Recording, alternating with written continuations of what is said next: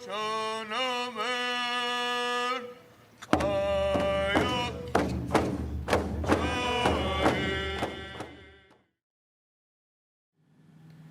Indian Shaker Church was founded in 1881 by John Slocum from the S'Klallam Indian Tribe.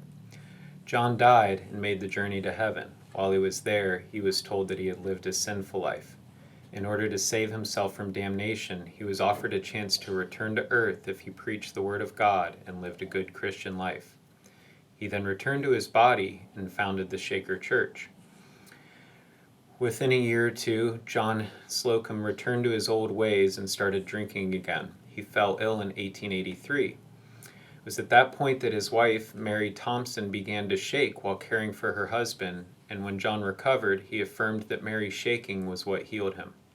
The practice of shaking was then incorporated into the new religion, and the new Shaker Church continued to grow, gaining support fast among Native American tribes of the Pacific Northwest.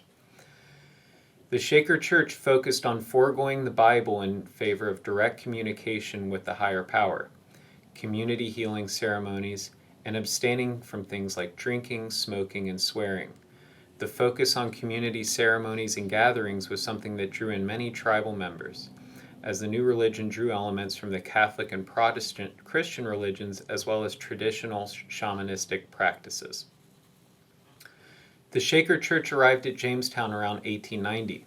The community at Jamestown had already built the first Shaker Church in S'Klallam County and were holding meetings on the Sabbath. They quickly adopted the Shaker religion, using the existing church until it burned down years later. The Shaker Church became the community center for the Jamestown community. In addition to religious services, the church was a site of picnics, intertribal gatherings, and other events. It was seen by Jamestown tribal citizens as something that allowed the S'Klallam to maintain a community and strong bonds with each other, while helping to curb alcohol and tobacco abuse by banning these amongst members of the church. The one cool thing was we had one of the gals, and this is when Little Boston still had the Shaker stuff going on down there. And she was part of Martha George's family down in S'Klallam. But one of her daughters belonged to the church down there, so she would pick us up every Sunday and we'd be gone all day. And sometimes it got to be where we could go on Friday and we spend our whole weekend in Little Boston. So I got really close to my S'Klallam relatives from Little Boston, and so, it was really cool, and I loved chanting and all of stuff. It was just really cool, and the revivals, the tent meetings were so much fun. And then when we got to travel from there to other tribes. So do you remember anything about the Shaker Church? Yep, I used to go sit on the porch and listen, because if I went inside, I got real tender ears and I hurt. It was loud? It was just a sharp pitch. Really? From those bells. And so I listened outside. On a calm night, you could hear it a long ways away. So it was bells, and was it also singing, or? Yep, yeah. Yeah, I've been reading that they had a big convention at Jamestown in the 20s, and Jamestown was one of the biggest gathering places for the Shaker Church. Billy Hall, he was a magnet. Like, people come from all over. He was known worldwide too for his Shaker ministry and everything.